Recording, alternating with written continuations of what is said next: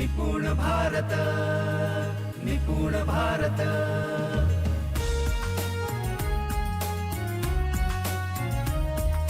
निपुण भारत, निपुण भारत। मग प्रेरणा आणि स्वयंप्रेरणेमध्ये फरक आहे. काय फरक आहे? अनुकरण आणि क्रिएटिव्हिटी किंवा सृजन ह्या दोन बाबी तुम्हाला विशेषत्वाने दिसतात. मी एक उदाहरण सांगतो, ज्या उदाहरणाने तुम्हाला प्रेरणा आणि स्वयंप्रेरणेतला फरक समजायला मदत होईल. मित्रांनो, काय झालं, वाशिमचे काही शिक्षक साताऱ्यामधल्या कुमठेबीडला बघायला गेलेत. तर तिथे दोन प्रकारचे शिक्षक गेलेत. पहिले शिक्षक असे गेले की जे फक्त ते कुमठेबीड बघायचं म्हणूनच नियोजन करून वाशिममधनं गेले केंद्राच्या केंद्र, आणि त्यांनी तिथे कुमठेबीड बघितलं. कुमठेबीडमध्ये काय काय ॲक्टिव्हिटी त्याही बघितल्या आणि त्या ॲक्टिव्हिटी येऊन त्यांनी शाळेमध्ये करायला पण लागले. ही एक. आणि दुसरे शिक्षक असे गेले की तिथे महाबळेश्वर आहे, महाबळेश्वरला शिक्षक संघटनांचं अधिवेशन होतं आणि ही शिक्षक नेते मंडळी होती, त्या अधिवेशनाला ते सामील व्हायला गेले होते. आणि ते काहीतरी शिक्षक संघटनाची मीटिंग वगैरे झाली आणि मग त्यांच्या असं लक्षात आलं इथे कुठेतरी कुमठेबीड आहे, चला आपण पण तिथं जाऊन येऊया, खूप लोक म्हणतात तर. आणि ते पण तिथे गेले, त्यांनी पण कुमठेबीड बघितलं आणि ते पण शाळेत आले आणि त्यांनी पण काम सुरू केलं. या दोन्ही कामामध्ये काय फरक आहे? हा फरक आपल्याला कळला की आपल्याला कळेल की प्रेरणा काय आणि स्वयंप्रेरणा काय. तर मित्रांनो, ही जी काही नेते मंडळी, शिक्षक नेते मंडळी गेली होती, ती आली आणि त्यांनी काम सुरू केलं. त्यांच्या असं लक्षात आलं, यार किती मस्त काम आहे, शिक्षकाचं खूप काम कमी होतं आणि मुलं शिकतात. मग त्यांनी त्यांच्या शाळेमध्ये पण ते काम करणं सुरू केलं आणि ते काम करत राहिले. हे काम त्यांनी का केलं? तर त्यांना भीती वाटली म्हणून केलं नाही, त्यांना बक्षीस मिळेल म्हणूनही केलं नाही. ते प्रेरित झाले ते काम बघून आणि त्यांना असं वाटलं की हे मी करायला पाहिजे. कारण तुम्हाला तर माहिती आहे, शिक्षक नेते भीतीच्याही पुढे गेलेत आणि बक्षिसाचे पुढे गेलेले आहेत. यांना ते भीती आणि बक्षीस मुद्दा नव्हता, पण ते प्रेरित झाले होते आणि म्हणून त्यांनी ते काम सुरू केलं होतं. पण यांचं काम काही दिवस चाललं आणि त्यानंतर ते काम थांबलं किंवा ते त्याच पातळीवर आहे. पण जी दुसरी मंडळी गेली होती, जी फक्त कुमठेबीड बघायला गेली होती, त्यांनी पण कुमठेबीड बघितलं, वेगवेगळ्या ॲक्टिव्हिटी बघितल्या. त्या ॲक्टिव्हिटीमध्ये त्यांनी एक ॲक्टिव्हिटी अशी बघितली की एक पाटी होती, त्या पाटीवर खिळे लावलेले होते आणि त्यावर वेगवेगळ्या प्रकारच्या 7-8 प्रकारच्या क्रिया, ॲक्टिव्हिटी त्या कुमठेबीडमध्ये शिक्षक यांना करून दाखवल्या आणि यांना ते खूप प्रभावित झाले. म्हणजेच काय, प्रेरित झाले की अरे आपण पण असं करायला पाहिजे. आणि प्रेरित झाल्यामुळे ते गेले शाळेमध्ये, त्यांनी पण पाटी बनवली आणि तशा प्रकारची पाटी बनवून त्यांनी पण काम सुरू केलं.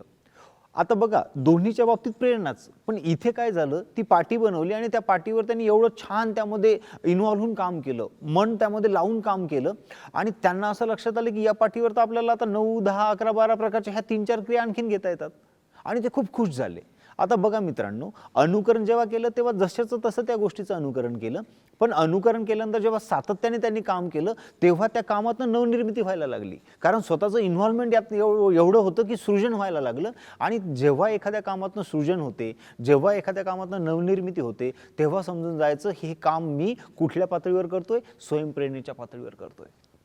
आणि तुम्हाला लक्षात घ्यायला पाहिजे की प्रत्येक व्यक्तीला असे नवनिर्मिती आणि सृजन करणारी कामं आवडतात आणि अशी कामं म्हणजेच स्वयंप्रेरणेच्या पातळीतली कामं आहेत. आणि हे कामं स्वयंप्रेरणेच्या पातळीतले असतात आणि म्हणूनच ते खूप उच्च दर्जाचे असतात. तर मित्रांनो, आपण काय समजून घेतोय की कुठलंही काम मी करत असेल तर ते काम करण्यामागे 4 कारणं असतात. पहिलं कारण असते, मी ते काम करतोय कारण मला भीती आहे. दुसरं, मी ते काम करतोय कारण मला बक्षीस मिळणार आहे. तिसरं, मी ते काम करतोय कारण मी प्रेरित झालेलं आहे. आणि चौथं, मी ते काम करतोय कारण मी स्वयंप्रेरित झालेलं आहे. कोणी सांगो न सांगो, कोणी थांबवो न थांबवो, मी करत राहणार आणि मी करणार कारण मी त्याचा आनंद घेत आहे. तर जे काही आपण आनंद म्हणतोय, जे काही आपण समाधान म्हणतोय, ते भीतीपोटी काम केलं की आनंद मिळत नाही, भीतीपोटी काम केलं की समाधान मिळत नाही, बक्षिसापोटी काम केलं की समाधान मिळत नाही. जर तुम्हाला खऱ्या अर्थाने कामातनं समाधान मिळवायचं असेल तर ते प्रेरणा आणि स्वयंप्रेरणा या पातळीवर काम केलं की आपल्याला आनंद आणि समाधान मिळतो.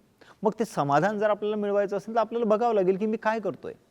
याच्यासाठी एक छोटीशी एक्झरसाइज तुम्ही आव्हानामध्ये केली असेल की दिवसभरात तुम्ही काय काय कामं केली, त्या कामांची यादी करा आणि त्या कामापैकी कोणते किती टक्के कामं आहेत, एकूण कामापैकी किती टक्के कामं मी भीतीपोटी केली आहेत, एकूण कामापैकी किती कामं मी बक्षिसापोटी केली आहेत, एकूण कामापैकी किती कामं मी प्रेरणेच्या पातळीवर केली आहेत आणि एकूण कामापैकी किती कामं मी स्वयंप्रेरणेच्या पातळीवर काम केली. यामध्ये जर तुम्हाला असं दिसत असेल की तुमचे 80% कामं भीतीपोटी जात आहेत, तर समजायचं की तुमचं आरोग्य पण धोक्यात आहे, तुमचं मानसिक भावनिक सगळ्याच प्रक्रियेत तुम्ही धोक्यात आहात. कारण तुम्ही भीतीपोटी सगळं काम करतायत, जी गोष्ट तुम्हाला आनंद देणार नाही, तुमच्या आयुष्यातला आनंद हिरावून घेणारी असेल. मग आपण काय काम केलं पाहिजे? तर आपण काम हे केलं पाहिजे की मी पाहिलं पाहिजे की मी प्रेरणा आणि स्वयंप्रेरणेच्या पातळीवर काम कसं करेल. आपल्या बऱ्याच जणांच्या आयुष्यात असं घडते की तुम्हाला काही ना काही कामं रोजच करावी लागतात. जसं शिक्षक म्हणून तुम्हाला रोज शाळेत जावं लागते, रोज शिकवावं लागते, रोज मुख्याध्यापकांशी बोलावं लागते, रोज मुलांशी बोलावं लागते. हे काम जर तुम्ही भीतीपोटी करत असाल तर तुम्ही तुमचं आयुष्य खराब करताय. मग जे काही तुमचं प्रोफेशन आहे, जे काही तुमचं काम आहे, ते काम तुम्ही स्वयंप्रेरणेच्या पातळीवर कसं कराल, ते जर केलं तर तुम्हाला दोन्ही गोष्टी मिळणार आहेत. दोन्ही गोष्टी कुठल्या? बघा, पगार तर तुम्हाला मिळतोच, पगार मिळण्याचा मुद्दाच नाही आहे. काम केलं पगार मिळणारच आहे, काम नाही केलं तरी पण पगार मिळणार आहे.